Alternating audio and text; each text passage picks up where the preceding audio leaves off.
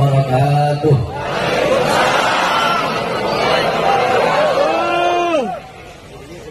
Alhamdulillah.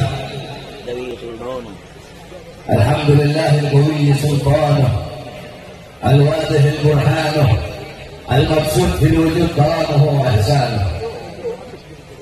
Allahumma salli wa sallim wa barik wa karrim wa abid ala nur al-anwar wa sirr al-asrar wa diryak al-aghyar wa miftah bab al-yasar sayyidina wa maulana Muhammad محمد المختار وآله الأطهار وأصحابه الأخيار عدد نعم الله وإفضاله أما بعد. Yang saya cintai, yang saya muliakan, segenap para alim ulama, para habaib, para kiai, para asatidz, para tokoh masyarakat, para sesepuh, para aparat pemerintah, wabil khusus sahibul hajat, sahibul bait, Al-Habib Abdurrahman Al-Khilid beserta seluruh keluarga besar beliau. Yang saya cintai, yang saya muliakan, segenap panitia peringatan Maulid Nabi besar Muhammad beserta seluruh hadirin hadirat, bapak-bapak, ibu-ibu, khususnya para pemuda-pemudi umat baginda Nabi besar Muhammad yang selalu dimuliakan oleh Allah Subhanahu wa Ta'ala. Saudara-saudara sekalian yang dimuliakan oleh Allah, alhamdulillah, segala puji dan syukur kepada Allah Subhanahu wa Ta'ala. Dialah Allah Subhanahu wa Ta'ala yang maha besar, yang besar selain Allah kecil. Dialah Allah Subhanahu wa Ta'ala yang maha kaya, yang kaya selain Allah miskin. Dialah Allah yang maha perkasa, yang maha kuat, yang perkasa selain Allah, yang kuat selain Allah lemah. Dialah Allah yang maha berkuasa, yang berkuasa selain Allah, kadang berkuasa dan kadang tidak berkuasa. Dialah Allah yang maha melihat, yang melihat selain Allah, buta terhadap warna-warna yang jauh, buta terhadap warna-warna yang tersembunyi. Dialah Allah yang maha mendengar, yang mendengar selain Allah, tuli terhadap suara-suara yang jauh dan suara-suara yang dekat akan memulihkan. Dialah Allah Subhanahu wa Ta'ala yang maha hidup, yang hidup selain Allah pasti akan mati, yang ada selain Allah pasti akan tiada, yang wujud selain Allah pasti akan binasa. Sedangkan hidupnya Allah, adanya Allah, wujudnya Allah, selama-lamanya kita abadi, tidak akan pernah musnah dan tidak akan pernah binasa. Dialah Allah yang dimana kedekatan hamba dengannya tidak akan membuat hamba itu sengara atau sama dengannya, dan jauhnya hamba darinya tidak akan menjadikan dinding penghalang, dinding pembatas yang menghalangi antara dirinya dengan hambanya. Dialah Allah yang dimana pada malam hari yang mulia ini, di tempat yang penuh dengan keberkahan ini tempat menjadi tempat yang Allah Subhanahu wa Ta'ala turunkan rahmat, Allah turunkan hidayah, Allah turunkan maghfirah, Allah turunkan barakah. Hamba-hamba yang duduk di majlis pada malam hari ini menjadi hamba-hamba yang mulia, yang dimuliakan oleh yang maha mulia. Hamba-hamba yang duduk pada malam hari ini menjadi hamba-hamba yang Allah ampuni dosa-dosanya yang telah lalu dan dosa-dosa yang akan datang, dosa-dosa yang tampak dan dosa-dosa yang tidak tampak, dosa-dosa yang besar dan dosa-dosa yang kecil. Kita hidup pada malam hari ini, Allah Subhanahu wa Ta'ala menanamkan dalam hati kita cahaya kasih sayang, cahaya pengampunan, cahaya petunjuk, cahaya petunjuk, cahaya hidayah, cahaya taufik. Sebab hidupnya kita pada malam hari ini mendapatkan keberkahan, mendapatkan kemuliaan, mendapatkan keagungan, mendapatkan keutamaan daripada Maulid baginda Nabi besar Muhammad sallallahu alaihi wasallam. Saudara-saudara sekalian yang dimuliakan oleh Allah, tadi guru kita Habib Zaki telah panjang lebar menjelaskan tentang akhlak Nabi Muhammad, menjelaskan budi pekerti Nabi Muhammad, adab Nabi Muhammad sallallahu alaihi wasallam, menjelaskan sirah Nabi Muhammad, tarikh baginda Nabi besar Muhammad sallallahu alaihi wasallam. Dan pada kesempatan yang mulia ini saya Saya nggak bisa lama-lama. Saya baru sampai dari sore. Saya di sini dari Sulawesi, acara haul saya punya alat, haul yang ke-12. Tadi dari Sulawesi, ini saya berjalan dari kemarin malam. Berjalan dari kemarin malam sampai bandara dari sekitar jam 1 siang. Langsung saya tiket ke Surabaya, sampai Surabaya sore, langsung berjalan ke sini. Jadi saya dulu istirahat, duduk. Saya menyampaikan sedikit, walaupun sedikit, tapi insya Allah bermanfaat. Hadirin sekalian yang dimuliakan oleh Allah, kita duduk pada hari yang mulia ini. Kita mendapatkan kemuliaan karena baginda Nabi besar Muhammad SAW.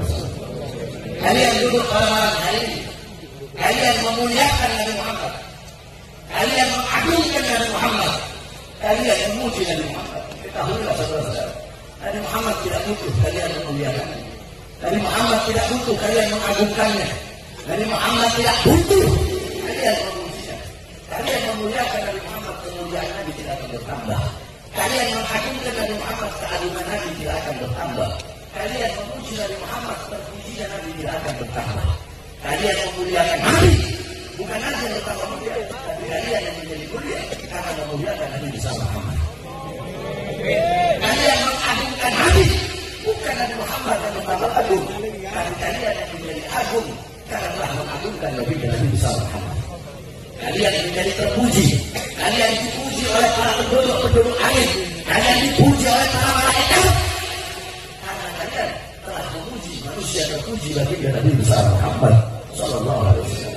Segala sesuatu yang berkaitan dengan Nabi, segala sesuatu yang berhubungan dengan Nabi, maka sesuatu ini menjadi mulia. Saudara-saudara, satu contoh, Nabi Muhammad Sallallahu Alaihi Wasallam yakni waktu sahur seperti malam. Sepertiga malam menjadi sa'atul ijabah, sepertiga malam menjadi waktu dikabulkan doa. Allah turun ke langit dunia, Allah berseru, hal min taibin, hal min mustaghfirin. Adakah yang mau bertobat? Adakah hamba-hamba yang bertobat? Aku terima tobatnya.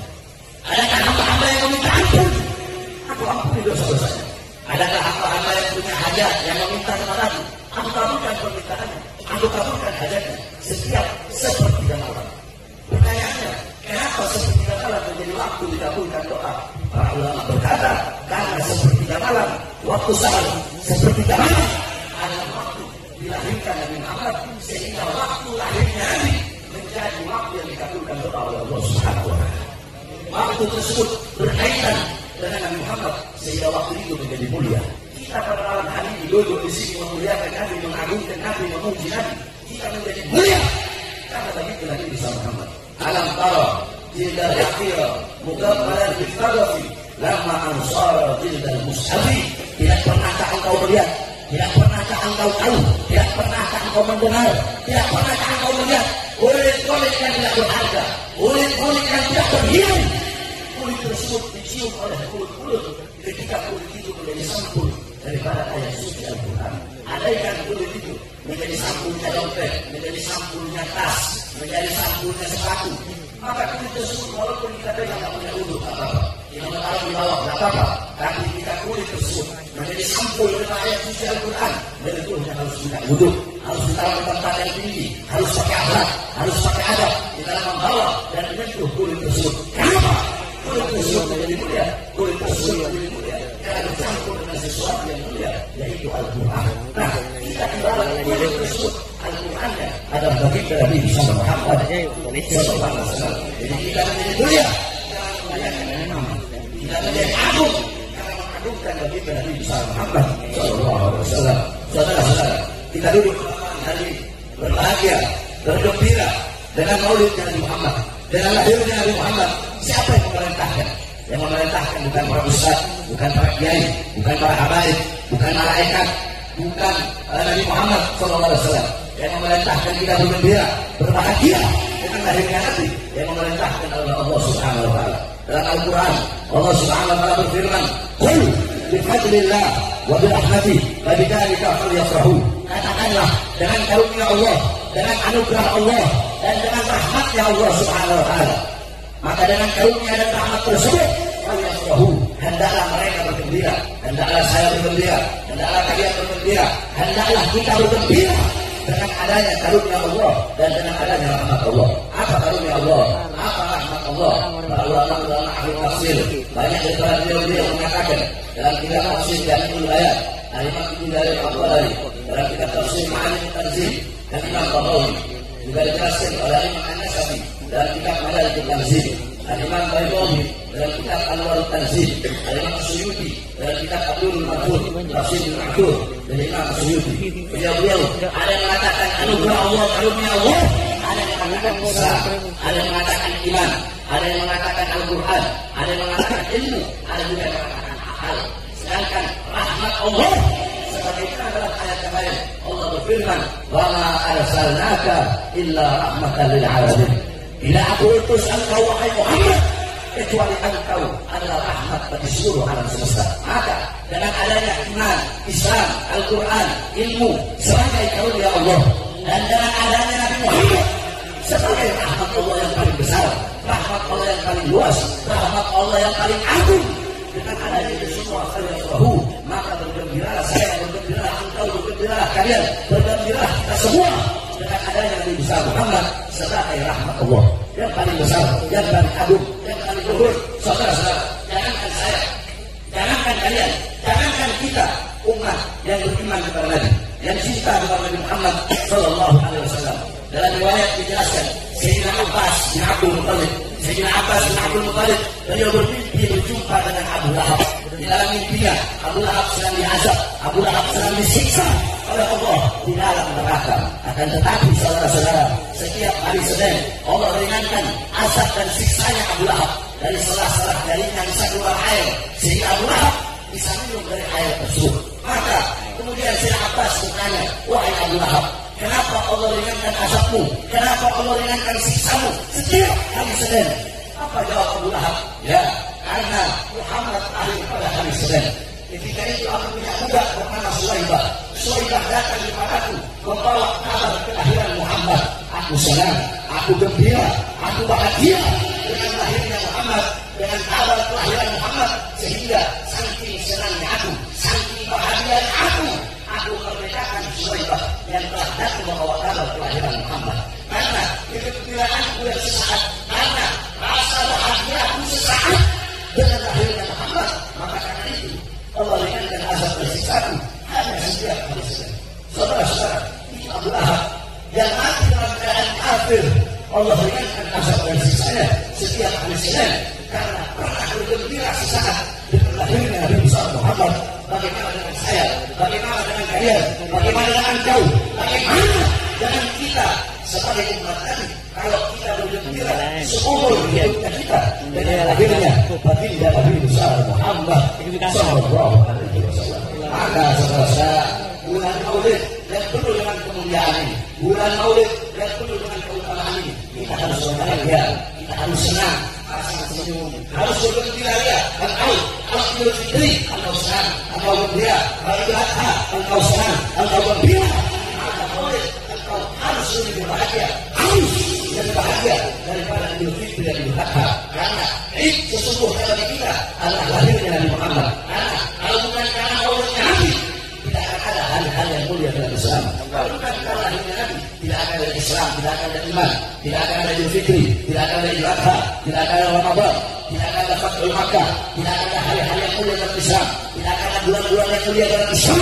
Kalau bukan itu awal daripada hari lahirnya baginda Nabi besar Muhammad Sallallahu Alaihi Wasallam. Saudara-saudara, kau duduk di majelis memuliakan hari kelahiran Nabi, mengagungkan hari kelahiran Nabi. Ketahuilah bapak-bapak, ibu-ibu sekalian, sebelum kalian duduk di sini memuliakan kelahiran Nabi, mengagungkan kelahiran Nabi, telah ada satu zat yang lebih dulu mengagungkan kelahiran Nabi Muhammad. Satu zat yang telah lebih dahulu memuliakan kelahiran Nabi Muhammad. Siapa? Allah Subhanahu wa Ta'ala. Allah punya cara sendiri untuk memuliakan hari kelahiran Nabi Muhammad. Kalau cara kita sebagai umat memuliakan kelahiran Nabi, mengagungkan maulid Nabi, kita duduk berkumpul di sini, kita baca shalawat, kita baca sirah, baca tanik Nabi, berkumpul bersama para ulama, para ustaz, para kiai, para habaib, mendengarkan nasihat-nasihat, mutiara-mutiara hikmah, mutiara-mutiara ilmu dari mulut para ulama, para ustaz, para kiai, para habaib. Duduk di dalam shalawat, memuliakan Nabi, memuji Nabi.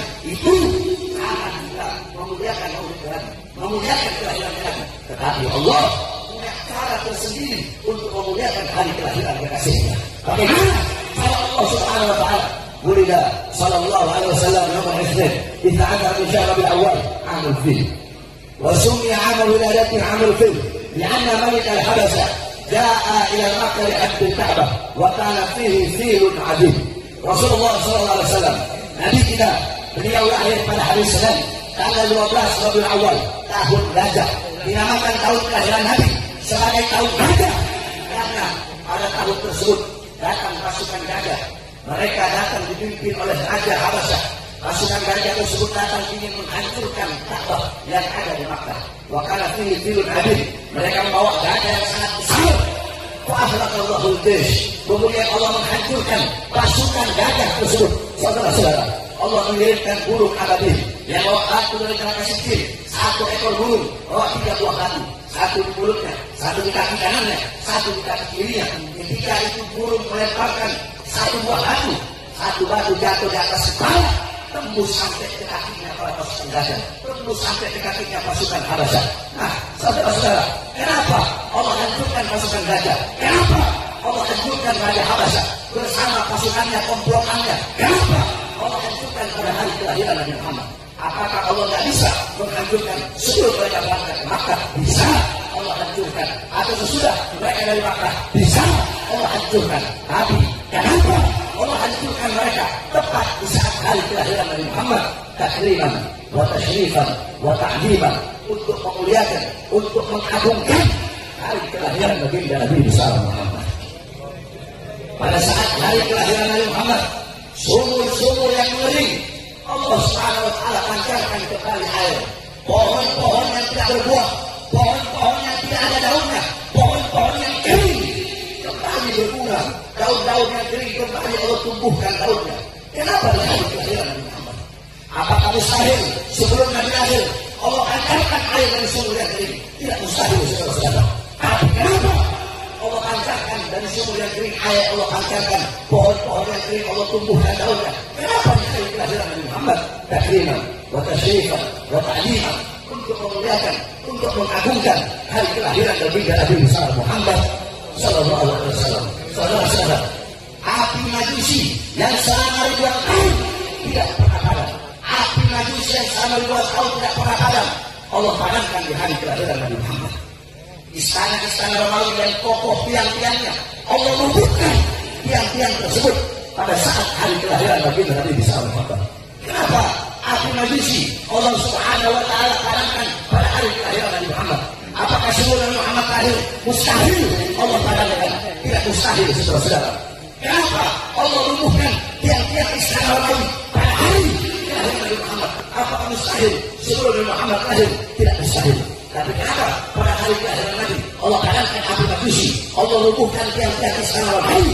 Takriman wa tashrifan wa ta'ziman li maulid Nabi sallallahu alaihi wasallam, untuk memuliakan, untuk mengagungkan hari kelahiran baginda Nabi besar Muhammad sallallahu alaihi wasallam. Pintu-pintu langit Allah tutup pada hari kelahiran Nabi Muhammad. Kenapa? Kenapa Allah tutup pintu-pintu langit pada hari kelahiran Nabi? Agar syaitan, agar iblis, agar jin-jin kafir tidak bisa mencuri berita dari langit. Kenapa Allah tutup pada hari kelahiran Nabi Muhammad? Untuk memuliakan, untuk mengagungkan hari kelahiran baginda Nabi besar Muhammad sallallahu alaihi wasallam. Nah, saudara-saudara, Allah saja memuliakan kelahiran Nabi. Allah saja mengagungkan kelahiran Nabi. Saya siapa? Kita siapa? Tidak mau memuliakan dan mengagungkan maulidnya Nabi besar Muhammad sallallahu alaihi wasallam. Maka jikalau inti hari maulid adalah memuliakan kelahiran Nabi, berarti Allah yang pertama kali memuliakan Nabi Muhammad. Jikalau inti hari maulid adalah mengagungkan kelahiran Nabi, berarti Allah yang pertama kali bermaulid kepada Nabi besar Muhammad. Jikalau inti hari maulid adalah dibacakan sejarah Nabi Muhammad, maka Allah adalah zat yang pertama kali menceritakan sejarah Nabi Muhammad kepada cahaya para nabi dan cahaya para rasul. Maka beruntung orang-orang yang hatinya menggerakkan langkah kakinya untuk duduk di majlis maulid Nabi besar Muhammad sallallahu alaihi wasallam. Maka saudara-saudara sekalian yang dimuliakan oleh Allah Subhanahu wa taala, dengan adanya peringatan Maulid Nabi besar Muhammad, tanamkan dalam hati kalian kecintaan kepada baginda Nabi besar Muhammad sallallahu alaihi wasallam. Tanamkan kecintaan kalian kepada Nabi Muhammad. Jadikan Nabi Muhammad sebagai teladan kalian, uswah kalian, qudwah kalian, teladan dan pedoman kalian dalam kehidupan sehari-hari. Jadikan rumah tangga kalian, rumah tangga Nabi Muhammad, kampung kalian sebagai kampung Nabi Muhammad sallallahu alaihi wasallam. Jadikan kepribadian Nabi, kepribadian anak-anak kalian, kepribadian tetangga-tetangga kalian, kepribadian saudara-saudara kalian, saudara-saudara sekalian yang dimuliakan oleh Allah. Ketahuilah jarak kalian dengan Nabi Muhammad telah di akhirat. Jarak jauh atau dekatnya kalian dengan Nabi Muhammad adalah tergantung jarak jauh atau dekatnya kalian di dunia dengan majlis-majlis seperti pada malam hari ini. Karena majlis seperti pada malam hari ini, inilah warisan Nabi Muhammad. Nabi Muhammad tidak mewariskan harta, pangkat, jabatan, uang, dinar, dirham, intan, emas, permata, berlian. Bukan itu warisan Nabi Muhammad. Warisan Nabi Muhammad majlis-majlis ilmu, majlis-majlis zikir, majlis-majlis salat. Para ulama, para ustaz, para kiai, para habaib, mereka pewaris ilmu Nabi, mereka penerus perjuangan Nabi, mereka penyambung lidah Nabi Muhammad. Maka di dunia engkau dekat dengan para ulama, dekat dengan para ustaz, dekat dengan para kiai, dekat dengan para habaib, dekat dengan orang soleh, duduk di majelis-majelis ilmu, duduk di majelis-majelis zikir. Dipastikan di akhirat engkau pun akan duduk dengan baginda Nabi Muhammad. Allah kumpulkan engkau bersama Nabi Muhammad. Saudara-saudara, orang-orang yang rugi di akhirat, orang-orang yang celaka di akhirat, bukan orang yang datang bawa dosa yang besar, bukan orang yang datang bawa dosa yang banyak, tetapi orang-orang yang rugi di akhirat, orang-orang yang celaka di akhirat adalah orang-orang yang Allah haramkan matanya memandang wajah indah baginda Nabi Muhammad. Orang-orang yang celaka di akhirat adalah orang-orang yang tidak bisa bertemu dan berjumpa dengan baginda Nabi Muhammad. Saudara-saudara, para sahabat Nabi Muhammad, para sahabat Nabi baik laki-laki ataupun yang perempuan, para sahabat ingin masuk surga, sahabat ingin masuk surga. Mereka punya tujuan, mereka punya harapan masuk surga. Keinginan mereka bukanlah bidadari-bidadari yang ada di surga, bukanlah kenikmatan-kenikmatan yang ada di surga, bukanlah telaga khamar, telaga madu, telaga susu, bukanlah kenikmatan yang tidak ada habisnya, bukan kenikmatan yang tidak ada putusnya. Tetapi tujuan para sahabat ingin masuk surga hanya satu. Apa itu? Berkumpul dengan baginda Nabi bersama. Andaikan di surga tidak ada Nabi Muhammad, maka para sahabat tidak ingin masuk surga. Makanya kenapa selepas Nabi Muhammad wafat, ketika Nabi Muhammad wafat, banyak sahabat yang mengangkat tangan. Mereka berkata, ya Allah, ya Allah, cabutlah pandangan mataku, cabutlah kedua mataku. Untuk apa aku melihat kalau aku tidak bisa melihat memandang wajah indah Nabi besar Muhammad? Seketika itu juga Allah cabut kedua matanya, Allah cabut pandangannya sehingga dia buta. Ada sahabat yang berdoa, ya Allah, cabutlah nyawaku ya Allah. Untuk apa aku hidup? Nabi Muhammad sudah wafat, aku tidak ingin hidup ya Allah. Cabutlah nyawaku. Ketika itu juga dia mati selesai.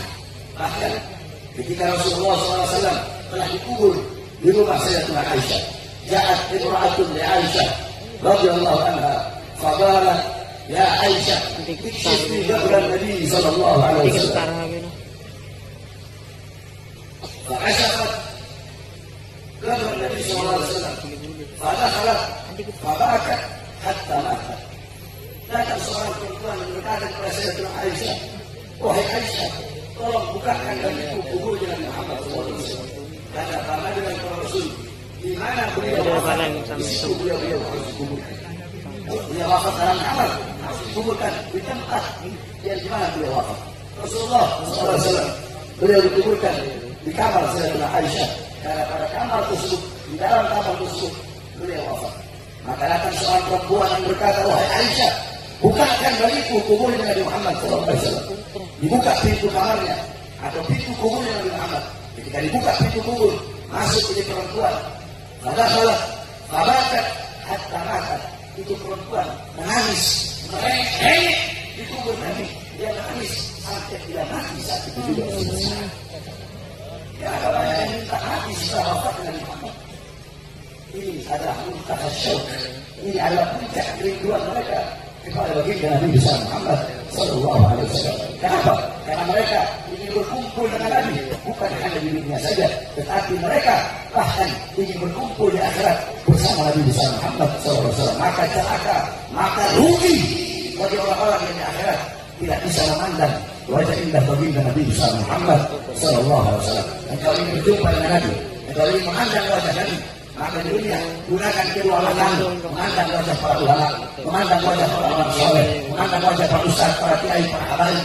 Gunakan seluruh jawaran anggota tubuhmu untuk melakukan perkara-perkara yang diridhai oleh Allah, melakukan syariat Allah, melakukan kewajiban kepada Allah, melakukan sunnah-sunnah baginda Nabi besar Muhammad SAW.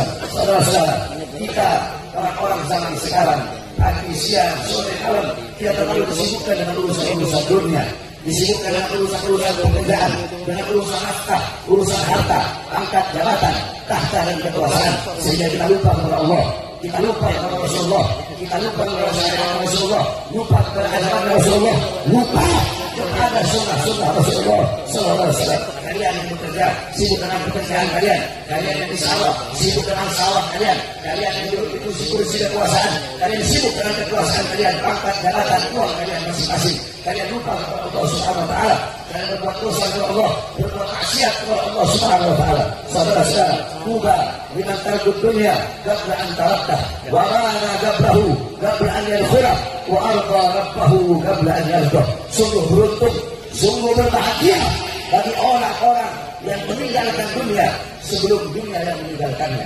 Apa maksudnya meninggalkan dunia?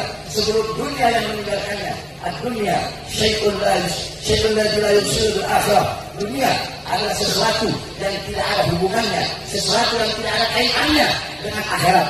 Ingat saudara-saudara, mencari dunia untuk dunia itu adalah dunia, mencari dunia untuk akhirat itu adalah akhirat. Maka tinggalkan perkara-perkara apapun yang tidak ada hubungannya dengan akhirat, yang tidak ada kaitannya dengan akhirat. Saudara-saudara, jikalau harta menjadi sebab engkau jauh dari Allah, apalagi harta menjadi sebab putus hubunganmu dengan Allah, maka tinggalkan harta tersebut. Jikalau pangkat menjadi sebab engkau jauh dari Allah, tinggalkan pangkat tersebut. Jikalau pekerjaan menjadi sebab engkau jauh dari Allah, tinggalkan pekerjaan tersebut. Apapun itu, jikalau itu menjadi sebab engkau jauh dari Allah, maka tinggalkan perkara tersebut. Tinggalkan, saudara-saudara. Kita sibuk dengan urusan dunia. Dunia semakin engkau cari, dunia nggak bakal engkau dapat. Sampai mati engkau cari dunia, nggak bakal dunia engkau dapatkan. Saudara-saudara, saya tanya, kalian semua duduk di sini, apakah bisa kalian mengejar bayangan kalian sendiri? Bisa. Seperti itulah dunia. Dunia bagaikan bayangan, bakal bisa kita kejar. Maka jika dicoba engkau tinggalkan, maka bayangan akan mengikutimu kemana-mana.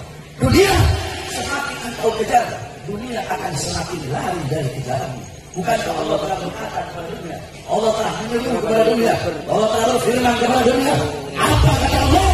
Ya dunia, ukhduni man khada'ani. Wahai dunia, wahai harta, wahai pangkat, wahai jabatan, wahai pekerjaan, wahai tahta, wahai kekuasaan, ukhduni man khada'ani. Wahai dunia, layanilah orang-orang yang melayaniku. Wahai dunia, berbaktilah kepada orang-orang yang berbakti kepada kamu. Wahai dunia, kejarlah orang-orang yang mengejarku. Sebaliknya, wahai dunia, apabila ada orang yang melayanimu sehingga lupa kepadaku, ada orang yang berbakti kepadamu sehingga lupa kepadaku, ada orang yang mengejarmu sehingga lupa kepadaku, maka bikin hidup mereka susah, wahai dunia. Bikin hidup mereka sengsara, bikin hidup mereka hancur. Saudara-saudara, kalian mengejar dunia sampai lupa pada akhirat. Kalian mengejar harta, pangkat, jabatan, tahta, kekuasaan sehingga lupa kepada Allah. Kalian lebih rela meninggalkan Allah karena harta, meninggalkan Allah karena pekerjaan, meninggalkan Allah karena uang, daripada meninggalkan harta, pekerjaan, uang karena Allah Subhanahu wa taala. Saudara-saudara, kalian berkata, saya cinta dunia, saya juga cinta akhirat, berdusta. Al-Imam Syafi'i berkata, apa Al-Imam Syafi'i? Kalau ada orang yang berkata, saya cinta dunia, saya juga cinta akhirat, karena Imam Syafi'i diketahuilah, itu orang berdusta. Dalam satu hati tidak bisa dikumpulkan cinta dunia dan cinta akhirat, tidak bisa dikumpulkan dalam satu hati, tidak bisa dikumpulkan dalam satu hati. rasa aman dan rasa takut. Dua rasa aman, rasa takut. Cinta dunia, cinta akhirat tidak bisa dikumpulkan dalam satu hati. Saudara-saudara, Syekh Abu Bakar bin Salim, beliau berkata, dunia bagaikan anak perempuan, akhirat bagaikan ibunya. Kalau engkau mau menikah, ini salah satu. Kau mau menikahi anaknya atau engkau mau menikahi ibunya. Kalau engkau menikahi ibunya, maka otomatis engkau meninggalkan anaknya. Engkau mau menikahi anaknya, otomatis engkau meninggalkan ibunya. Jadi dunia dan akhirat ibarat janda punya anak perempuan. Itu janda adalah akhirat. Anak perempuan yang adalah dunia. Kalau engkau mau menikah, kita harus pilih. Mau menikahi anaknya atau mau menikahi ibunya. Engkau menikahi ibunya, anaknya jadi anaknya. Engkau menikahi anaknya, ibunya jadi berdoa. Apa maksudnya? Pilih. Engkau mau kesenangan dunia atau kesenangan akhirat. Engkau memilih kesenangan dunia, kesenangan dunia yang membuat engkau lupa kepada Allah, yang membuat engkau lalai kepada Allah Subhanahu wa taala, maka seketika itu engkau tidak akan pernah bisa merasakan kenikmatan yang abadi, kesenangan yang abadi, yaitu kenikmatan dan kesenangan akhirat. Tetapi jika engkau ingin merasakan ibunya, ingin merasakan kenikmatan akhirat, ingin merasakan kesenangan akhirat, maka tinggalkan kesenangan dunia yang membuat engkau lupa kepada Allah. Tinggalkan perkara-perkara dunia yang memutuskan hubunganmu dengan Allah Subhanahu wa taala. Tinggalkan dunia sebelum apa? Sebelum dunia yang meninggalkanmu. Apa maksudnya dunia meninggalkanmu? Sebelum engkau mati, saudara. Kullu nafsin dha'iqatul maut. Segala sesuatu yang berjiwa, bernyawa, pasti akan merasakan yang namanya kematian. Kullu man 'alaiha fan. Segala sesuatu yang ada di atas bumi pasti hancur, pasti binasa. Kullu man 'alaiha fan, kullu syai'in khaliqun illa wajhah. Segala sesuatu saat apapun, wujud apapun, bentuk apapun akan musnah, hancur kecuali Allah Subhanahu wa taala. Yang tua mati, yang muda mati, yang kaya mati, yang miskin mati, yang sehat mati, yang sakit mati. Saudara-saudara, syarat mati tidak harus sakit, syarat mati tidak harus tua. Berapa banyak di tengah-tengah kalian? Ada yang masih muda, tapi mereka mati. Ada yang sakit, tapi sehat, tapi mereka mati. Tidak cukupkan itu menjadi pelajaran bagi kalian bahwasanya kematian datang tanpa pemberitahuan. Saudara-saudara, kematian datang tanpa pemberitahuan. Kita akan tahu kapan kita akan mati. Maka jangan pernah engkau menunda-nunda kebaikan. Jangan pernah menunda-nunda taat. Jangan pernah menunda-nunda taubat. Jangan pernah menunda-nunda untuk meninggalkan perbuatan maksiat. Kembali kepada Allah. Waktu yang telah berlalu, setiap detik, menit, jam, hari, minggu, bulan, tahun, waktu-waktu yang telah berlalu bukan lagi milik kita. Waktu yang akan datang, 1 detik, 1 menit, 1 jam, 1 hari, 1 minggu, 1 bulan, 1 tahun, sampai selamanya. Waktu yang akan datang bukan milik kita. Yang telah berlalu bukan milik kita. Yang akan datang bukan milik kita. Kapan waktu milik kita? Sekarang adalah waktu milik kita. Kullu nafasin min anfasin kal jauhar la tukawwin bil ghimar. Bahwa pada Syafi'i, dunia sa'ah. Al-Imam Ghazali mengatakan, setiap hembusan nafas yang keluar dari dirimu itu adalah permata yang tidak ada nilainya, permata yang tidak ada nilainya. Al-Imam Syafi'i berkata, dunia cuma sesaat, dunia cuma sekejap. Maka pergunakan waktu-waktu sisa waktu umurmu untuk berbuat baik kepada Allah, berbuat taat dan patuh kepada Allah Subhanahu wa taala. Jangan pernah menunda-nunda berbuat kebaikan. Mau sholat entar aja besok, mau puasa entar aja besok, mau tobat entar aja besok, mau tutup aurat entar aja besok. Sekarang mabuk aja dulu, sekarang nolong aja dulu, sekarang korupsi aja dulu, sekarang buka aurat aja dulu, sekarang buka jilbab aja dulu, besok baru tobat, besok baru kembali kepada Allah, besok baru taat, besok baru patuh, besok dan besok bukan waktu milik kalian. Sekarang ada waktu milik kalian. Jangan pernah menunda-nunda berbuat kebaikan. Tinggalkan perbuatan dosa, perbuatan maksiat, perkara-perkara dunia apapun yang memutuskan hubungan dengan Allah sebelum dunia yang meninggalkannya. Wabana gabrahu qabla an yadkhula. Beruntung, berbahagia bagi orang-orang yang membangun kuburnya sebelum mereka memasukinya. Maksudnya membangun kubur bukan berarti menggali kubur, tetapi siapkan bekal-bekal untuk engkau bawa ke dalam kubur. Saudara-saudara, al-kubru awal manzilatul akhirah. Kubur adalah rumah pertama akhirat. Sayyidina Utsman bin Affan radhiyallahu anhu, dzukira al-maut, dzukira yaum al-ba'ts, wa yaum al-hisab, wa yaum al-mahsyar, wa sirat, wa nar. Sayyidina Utsman bin Affan diceritakan kepada beliau tentang kematian, beliau tidak menangis. Diceritakan tentang hari kebangkitan, beliau tidak menangis. Diceritakan tentang hari pertimbangan, diceritakan tentang hari perhitungan, beliau tidak menangis. Diceritakan tentang jembatan Shiratal Mustaqim, beliau tidak menangis. Diceritakan azab neraka, siksa neraka, beliau tidak menangis. Tapi Hukran kubur, ketika diceritakan tentang kubur, 100 kali akan menangis. Maka ditanya, wahai Khalifah, diceritakan perang tentang azab-azab yang lain, atau tidak menangis? Tapi ketika diceritakan tentang azab kubur, engkau menangis. Ada apa memang di dalam kubur? Saya Rasul akan berkata, kubur adalah rumah pertama akhirat. Kita memiliki banyak rumah di akhirat. Ada kubur, ada hari kebangkitan, ada malam mahsyar, ada hari perhitungan, ada hari pertimbangan, ada jembatan Shiratal Mustaqim. Rumah terakhir, entah ke surga, entah ke neraka. Nah, yang menentukan selamatnya kita pada rumah-rumah tersebut, yang menentukan kita selamat atau tidak pada hari kebangkitan, yang menentukan pada hari kebangkitan kita dibangkitkan dalam keadaan baik atau dibangkitkan dalam keadaan buruk, yang menentukan pada di malam mahsyar kita akan tenggelam dengan lautan keringat kita sendiri atau berada di bawah payungnya Allah, yang menentukan pada hari pertimbangan apakah amal kita berat kanan atau berat kiri, yang menentukan kelak pada hari perhitungan kita akan menerima buku dari sebelah kanan atau dari sebelah kiri, yang menentukan ketika melewati jembatan Shiratal Mustaqim kita akan lurus, akan selamat atau akan terpleset atau akan jatuh, yang menentukan surga atau neraka, yang menentukan adalah pertama kali dalam kubur. Kalau dalam kubur kita selamat, maka kesananya terus kita selamat.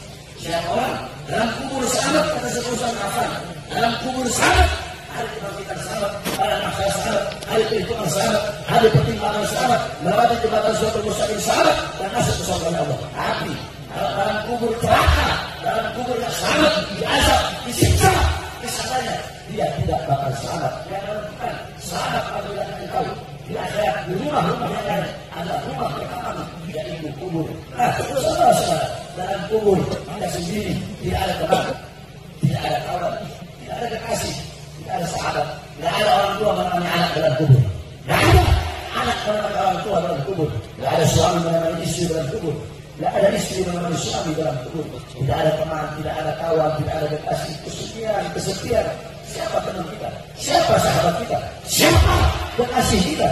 Teman kita, sahabat kita, kekasih kita dalam kubur adalah amal-amal yang kita lakukan di dunia, amal-amal yang kita lakukan ketika kita masih hidup. Beruntung berbahagia orang-orang yang membangun kuburnya sebelum dia maksudnya menyiapkan bekal-bekal untuk dia bawa ke dalam kubur. Dunia tentang menanam, kubur tentang memanen. Di dunia atau menanam sesuatu yang baik, di kubur engkau pun akan memanen sesuatu yang baik. Di dunia atau menanam sesuatu yang buruk, di kubur engkau pun akan memanen sesuatu yang buruk. Saudara-saudara sekalian yang dimuliakan oleh Allah Subhanahu wa taala, bahagiakan Nabi Muhammad dengan mengikuti akhlaknya Nabi, dengan mengikuti sunnah-sunnah baginda Nabi besar Muhammad. Jangan jauh dari para ulama, jangan jauh daripada orang-orang saleh. Saudara-saudara sekalian yang dimuliakan oleh Allah Subhanahu wa taala, beliau para ulama, orang-orang saleh, bihim yarfa'ullahu al-balaya wa yakshifu al-razaya wa yusri kulla khairin wa ni'mati walau lahu baina al-anami la dubbika jibalun wa ardun birtikabil fatiyah. Beliau orang-orang saleh, para ulama, para wali Allah Subhanahu wa taala, dengan sebab keberadaan beliau Allah Subhanahu wa taala cegah bala, Allah cegah musibah, Allah cegah bencana dengan sebab keberadaan orang-orang saleh di tengah-tengah kita. Dengan sebab beliau orang-orang saleh, para ulama, dengan sebab beliau Allah beri engkau kenikmatan, Allah beri engkau kebaikan karena keberadaan beliau orang-orang saleh. Sebagaimana dikatakan, laula syuyukhur rukka wa baha'il rukka wa atfalul rukka la syukka 'alaikumul 'adzab wal 'adzab syukka. Kalau bukan karena orang-orang saleh yang suka ruku, orang-orang tua yang sering ruku di masjid-masjid, musola-musola, di surau-surau, di saat orang-orang lain terlelap dalam tidurnya, di saat orang-orang lain sedang tidur, di saat orang-orang lain terbuai dalam mimpinya, di saat orang-orang lain sibuk dengan urusan dunia, ini orang-orang saleh, mereka ruku, mereka sujud, mereka minta kepada Allah keselamatan untuk umat Nabi Muhammad, kesejahteraan untuk umat Nabi Muhammad.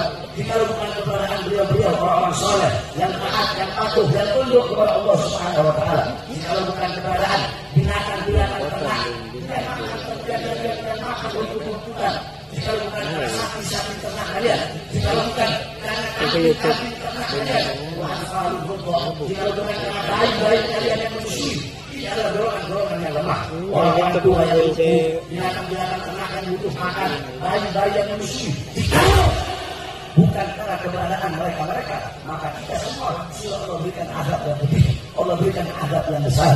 Saudara-saudara, kalau bukan karena orang saleh, kalau bukan karena para ulama, para aulia, kalau bukan karena beliau-beliau, langit sudah Allah turunkan ke bumi, Allah hancurkan, Allah runtuhkan langit, bumi Allah tenggelamkan aulia, Allah tenggelamkan kepala kita. Ketika ada hati-hati, karena terlalu banyak perbuatan dosa, kesalahan, maksiat, mungkar, wala, sayyiat, fitnah, kerusakan yang kita lakukan di muka bumi Allah Subhanahu wa taala. Oleh karena kembali kepada Allah, berbuat taat kepada Allah, berbuat taat kepada Allah. Kalian mau berbuat dosa, kalian mau berbuat maksiat, tidak apa-apa. Silakan berbuat dosa, silakan berbuat maksiat, silakan tinggalkan kewajiban. Tetapi cari bumi yang bukan miliknya Allah sebagai tempat untuk kalian berbuat dosa. Saya tanya, bisa kalian mencari tempat? Ada tempat yang bukan miliknya Allah? Ada.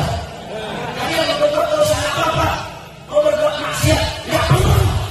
Tapi cari tempat berbuat dosa, cari tempat bermaksiat yang tidak dilihat oleh Allah. Ada tempat yang tidak dilihat oleh Allah. Kalian mau berbuat dosa, kalian mau berbuat maksiat, silahkan, tidak apa-apa. Akan tetapi, jikalau kematian akan datang kepada kalian, maka tunggalah datangnya kematian tersebut. Apakah bisa kalian menunda datangnya kematian? Kalian mau berbuat dosa apa-apa, mau berbuat maksiat apa-apa, mau meninggalkan kewajiban, tidak apa-apa. Akan tetapi cari rezeki yang bukan datang dari Allah Subhanahu wa taala. Ada rezeki yang bukan datang dari Allah. Nah, kalian tinggal di muka bumi Allah. Allah melihat kalian, makan dari rezekinya Allah. Sekarang masih sanggup kalian berbuat dosa, berbuat maksiat kepada Allah Subhanahu wa taala. Oleh karenanya, saudara-saudara sekalian, kembali kepada Allah, berbuat taat kepada Allah, berbuat patuh kepada Allah, ikuti sunnah-sunnah Rasulullah SAW. Jangan jauh dari para ulama, jangan jauh dari orang saleh. Didik anak-anak kalian dengan pendidikan Nabi Muhammad. Ada rumah tangga kalian menjadi rumah tangga baginda Nabi besar Muhammad Sallallahu Alaihi Wasallam. Saudara-saudara sekalian yang dimuliakan oleh Allah Subhanahu Wa Taala, tahun depan adalah tahun pemilu. Beberapa bulan lagi kita masuk tahun depan, tahun 2024. Nah, saudara-saudara sekalian yang dimuliakan oleh Allah Subhanahu Wa Taala, Nabi Allah Adam alaihissalam, Nabi Allah Adam bapaknya manusia. Nabi Allah Adam, beliau pernah berkata, beliau berwasiat untuk anak cucunya. Apa kata beliau? Idza aradtum an fi'la syai'in faqaddimu thalathata asya'. Kata beliau, wahai anak cucuku, wahai manusia, apabila kalian ingin melakukan perkara apapun, kalian ingin melakukan perbuatan apapun, kalian ingin melakukan pekerjaan apapun, maka sebelum kalian melakukan perkara itu, sebelum kalian melakukan pekerjaan itu, dahulukan oleh kalian, lakukanlah tiga perkara itu sebelum kalian ingin melakukan perkara lain. Sebelum kalian ingin melakukan suatu pekerjaan, dahulukan tiga perkara itu. Salah satunya istighfar akhyar. Sebelum kalian melakukan apapun, bermusyawarahlah dulu dengan orang-orang baik, bermusyawarahlah dulu dengan orang-orang soleh. Kenapa? Karena andaikan dulu saya bermusyawarah dengan malaikat, akan ketika saya makan buah budi, saya musyawarah dulu dengan malaikat, pasti malaikat akan memberikan isyarat, akan memberikan petunjuk kepadaku untuk tidak memakan buah budi tersebut. Saya dulu aku tidak meminta nasihat, tidak meminta pendapat dari malaikat sehingga aku makan buah budi tersebut. Andaikan dulu aku minta nasihat, aku minta pendapat dari malaikat, pasti malaikat akan memberikan pendapat untuk jangan aku memakan buah budi tersebut. Nah, ini ajaran Nabi Adam alaihissalam. Nasihat Nabi Adam untuk kita untuk melakukan hal apapun, hendaknya musyawarah dengan orang-orang soleh, musyawarah dengan para ulama, musyawarah dengan para ustaz, para kiai, para habaib, musyawarah dengan orang-orang yang paham. Nah, saudara-saudara, dalam menentukan apapun, contoh kita punya anak ustaz, kiai, aduh saya punya anak, saya kasih nama punya anak laki-laki, apa nama-nama yang bagus? Minta saran dari beliau-beliau, minta pendapat dari beliau-beliau. Ini anak laki, apa nama yang bagus? Oh, nanti para ustaz, para kiai, para habaib, mereka akan mengatakan kasih nama yang sunnah, nama yang pakai adab, Abdullah, Abdul Rahman, Abdul Somad, Abdul Rahim, tidak ada hadisnya. Atau kasih nama para nabi, nama para rasul, ada Idris, Nuh, Saleh, Ibrahim, atau beri nama dengan nama Nabi Muhammad, sebut nama-nama Nabi Muhammad, Muhammad, Yasin, Toha, Mustafa, Mujtaba. Mereka akan memberikan nama. Jangan kalian beri nama anak-anak kalian nama-nama orang fasik, nama-nama orang kafir. Haram kalian memberi nama anak-anak kalian dengan nama-nama dewa, Wisnu, Rama, Krishna, Sita, dan yang lain-lain. Kalau tidak, segala sesuatu apapun minta nasihat, minta petunjuk, minta percapai dari ulama, dari orang-orang soleh. Dalam hal memberi nama anak, aku memberikan apapun, saya berikan yang bagus bulan apa, yang sunnah bulan apa, yang bagus hari apa. Tidak apapun, tidak iya mari itu. Pada tahun 2024. Maka saya nasihatkan kepada kalian semua, nanti tahun 2024 jangan engkau bergabah, jangan sampai engkau semua di dalam memilih pemimpin. Hendaknya kalian semua itu mengikuti pendapat para ulama, yang dimana nanti besok Ustaz para kiai Pak Habaib insyaallah Ustaz yang lurus, para kiai yang lurus, para habaib yang lurus, bukan para ustaz yang bisa dibeli, bukan para kiai yang bisa dibeli, bukan habib yang bisa dibeli. Sebab zaman sekarang itu bukan hanya partai, bukan hanya tetapi para ustaz bisa dibeli dengan uang, para kiai bisa dibeli dengan uang, para habaib juga bisa dibeli dengan uang. Banyak ulama-ulama zaman sekarang alimun alladzi yaj'alu ilmahu tabi'an li ra'yil muluk. Banyak para ustaz, para kiai, para habaib, para ulama alladzi yaj'alu ilmahu, ulama-ulama yang menjadikan ilmunya tabi'an li ra'yil muluk, untuk mengikuti kemauan para penguasa. Penguasa negara pemerintah maunya ulama akan mencari-cari dalil untuk membenarkan salah dan menyalahkan yang benar. Nah, para ustaz, para kiai, para habaib yang bisa dibeli tidak termasuk dalam kategori yang saya maksudkan minta nasihat pendapat mereka itu dalam melakukan hal apapun. Yang saya maksudkan di sini para ustaz, para kiai, para habaib, para ulama yang lurus dan tidak bisa dibeli dengan uang, yang tidak bisa dibeli dengan pangkat, yang tidak bisa dibeli dengan jabatan. Nah, saudara-saudara sekalian yang dimuliakan oleh Allah Subhanahu wa taala, jikalau kalian di dalam memilih apapun, orang yang berakal bukanlah orang yang bisa memilih mana yang baik, mana yang buruk. Kalau hanya bisa memilih mana baik, mana buruk, anak kecil juga bisa. Kalau kasih api, kalau kasih air, anak kecil pasti akan memilih air. Orang yang berakal bukan orang yang bisa memilih mana baik, mana buruk. Tapi orang yang berakal ketika diberi dua pilihan yang baik, dia tidak bisa memilih kedua-duanya. Dia akan memilih yang paling baik di antara dua yang baik. Orang yang berakal ketika diberi dua pilihan yang buruk, dia tidak bisa meninggalkan kedua-duanya. Dia akan memilih yang paling ringan keburukannya selesai. Maka begitu pun bila memilih pemimpin, anggaplah dua-duanya baik, atau tiga-tiganya baik, atau empat-empatnya baik. Maka di antara dua yang baik, tiga yang baik, empat yang baik, pilih siapa yang paling baik. Atau anggap dua-duanya jahat, dua-duanya bejat, dua-duanya buruk, atau tiga-tiganya buruk, atau empat-empatnya buruk. Jika duanya buruk, tiga-tiganya buruk, empat-empatnya buruk, jangan sampai engkau nggak pilih. Sebab jika engkau nggak memilih, bisa jadi yang terpilih adalah yang paling bejat, yang terpilih yang paling buruk. Maka kalau ada dua pilihan yang buruk, tiga pilihan yang buruk, empat pilihan yang buruk, pilih yang paling ringan keburukannya, pilih yang paling ringan mudaratnya. Inilah orang-orang yang berakal, inilah orang-orang yang insaf. Maka saya serukan, saya wasiatkan kepada seluruh umat Islam yang ada di Sumeneb, yang ada di Madura, besok di dalam memilih pemimpin jangan sampai salah di dalam memilih pemimpin. Sebab nasib bangsa, nasib rakyat, nasib masyarakat, nasib negara ke depan berada pada pilihan kalian. Kalau kalian memilih pemimpin yang baik, pemimpin yang amanah, pemimpin yang adil, maka insya Allah besok negara kita akan menjadi negara yang baik, negara yang dirahmati oleh Allah. Walidatul warabbul ghafur. Kok bisa begitu? Ya, bukankah Imam Ghazali berkata, fasadul ra'iyah bi fasadil muluk wa fasadul muluk bi fasadil ulama. Imam Ghazali tidak salah dalam berkata seperti itu. Apa kata Imam Ghazali? Baik atau buruknya bangsa, baik atau buruknya rakyat, rusak atau bagusnya rakyat, itu tergantung dari pejabatnya, tergantung dari pemimpinnya, tergantung dari pemerintahnya.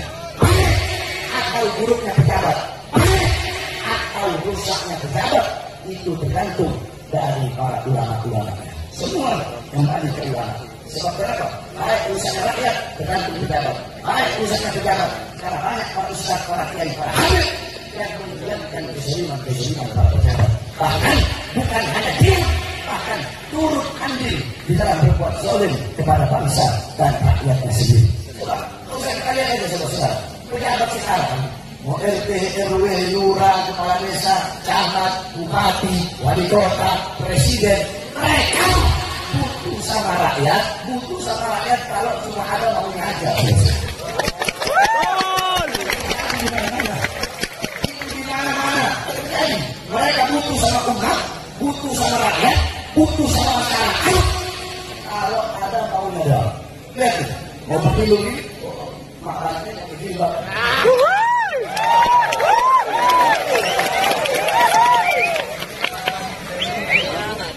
Pejabat jangan pernah ke masjid.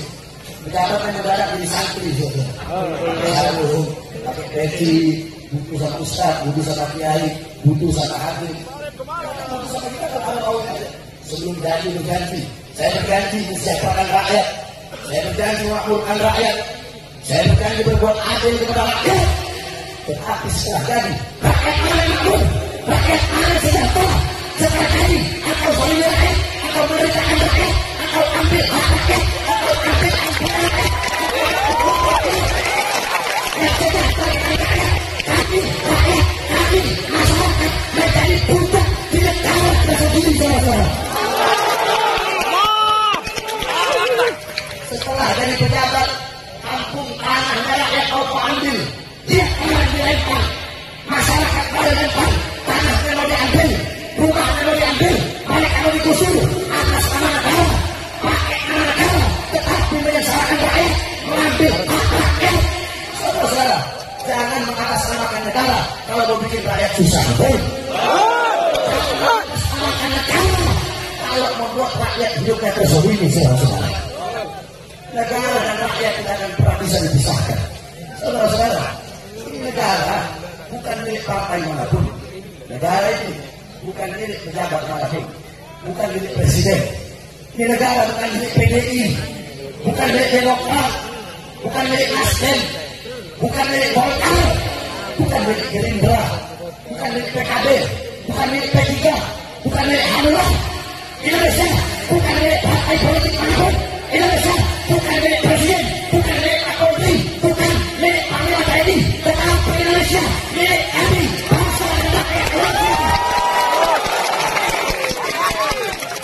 Maka hendaknya kalian para pejabat berbuat adil kepada rakyat, mensejahterakan rakyat, memakmurkan rakyat. Saudara-saudara, saya tanya, mereka para pejabat, para aparat, gaji mereka dari siapa? Dari siapa? Rumah mereka dari siapa? Mereka dari siapa? Dari siapa? Pakaian mereka dari siapa? Dari keringat rakyat, dari darah rakyat. Rakyat ini kandung kalian. Hendaknya kalian berbakti kepada rakyat, melayani rakyat, melayani masyarakat. Oleh karena nanti tahun depan kita tunggu istimewa ulama. Nanti para ustaz, para kiai, para habaib yang lulus dari istiqamah di bawah komando umat besar Al-Habib Muhammad Rizik bin Hussein bin Syihab. Insyaallah beliau ahli halil wal adli, nanti ada juga kalau bagian ahli halil wal adlinya, insyaallah beliau akan memilih yang terbaik untuk bangsa, yang terbaik untuk masyarakat, yang terbaik untuk rakyat Indonesia, yang terbaik. Saudara-saudara, FPI Front Persaudaraan Islam beserta para ustaz, para kiai, para habaib yang istiqamah, beliau tidak akan pernah meninggalkan umat. Beliau tidak akan pernah mengkhianati umat, saudara-saudara. Habib Rizik, saya kami berkali-kali masuk penjara. Kami tinggalkan anak istri kami. Saya berkali-kali masuk penjara. Bisa ada, udahlah. Nggak usah ceramah keras-keras, nggak usah dengan rakyat, udah bodo amat rakyat, masyarakat, mau ngapain, bodo amat. Bisa aja kami seperti itu. Bisa aja kami bodo amat. Kami cari aman. Tidak. Kami tetap kalau keluar masuk penjara berkali-kali, tetap kami istiqomah membela umat. Tetap kami istiqomah membela umat.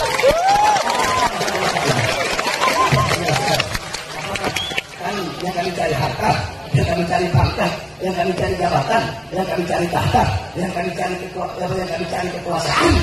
Ketahuilah saudara-saudara, kakek-kakek kami, mereka berkata, jikalau kursi-kursi kekuasaan, jikalau pangkat dan jabatan pemerintah bisa dipegang oleh seekor binatang, maka itu Allah binatang peliharaan kami memegang pangkat jabatan dan kekuasaan tersebut. Karena begitu hina bagi kami pangkat jabatan dan kekuasaan itu. Kami berjuang menyampaikan kebenaran, menegakkan keadilan. Kami membela rakyat yang susah, rakyat yang kecil, rakyat yang kelaparan, rakyat yang tidak diberikan keadilan, rakyat yang dizalimi. Itu tujuan kami, bukan pangkat. Tujuan kami bukan jabatan. Tujuan kami bukan pujian orang. Tujuan kami bukan ingin dipuji. Tujuan kami bukan ingin dibilang berani. Ingin dibilang bahwa kami berani. Tujuan kami bukan pangkat, jabatan, kekuasaan, pujian, bukan. Tetapi semata-mata meneruskan menjadi penyambung lidah kakek-kakek kami, dan di mana kakek-kakek kami beliau dibunuh untuk apa? Untuk membela umat, untuk membela Islam, membela rakyat dan membela masyarakat. Nah, saudara-saudara sekalian yang dimuliakan oleh Allah Subhanahu Wa Taala, oleh karena saya himbau, walaupun kalau saya pribadi yang tanya, ada bahan 2024 bagaimana? Saya pribadi, saya tidak pilih siapa saya pribadi, saya pribadi, saya pribadi, saya tidak pilih siapa saya. Karena cukup saya dikhianati tahun kemarin 2019. Saya dikhianati Allah cukup. Bagi saya yang paling mahal adalah kesetiaan.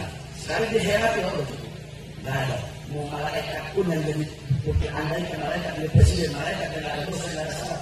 Dan itu kalau presiden tahun 2024 saya tidak tahu itu.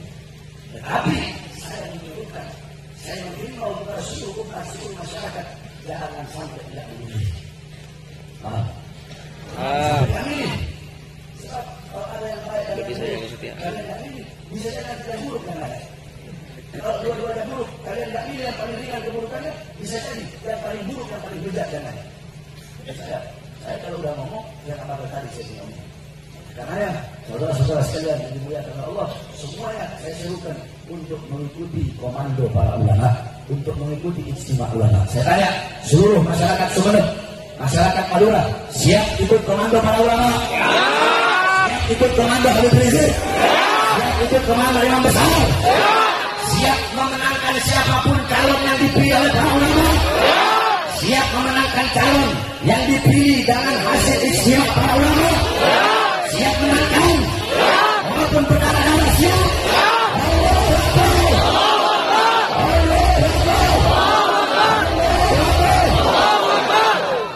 Allah berikan umat Islam kemenangan. Allah berikan bangsa kemenangan. Allah berikan kita rakyat kemenangan. Amin, amin ya Rabbal alamin. Saudara-saudara terakhir, doakan saya agar saya diberikan kesehatan ya Allah. Saya tadi ngomong saya punya nafas, makanya saya nggak kuat kalau angkat suara itu nggak kuat. Biasanya kan saya kuat sama. Nah sekarang ini angkat suara saya nafas ini.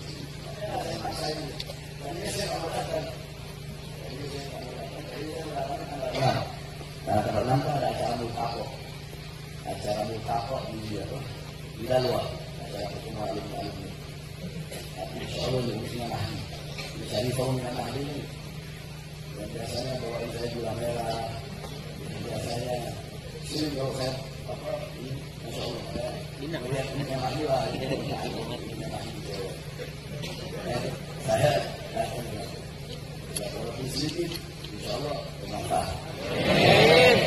Amalkan semua yang tadi telah saya sampaikan karena saya amalkan insya Allah bahagia di dunia. Doakan juga saya berdoa anak kecil.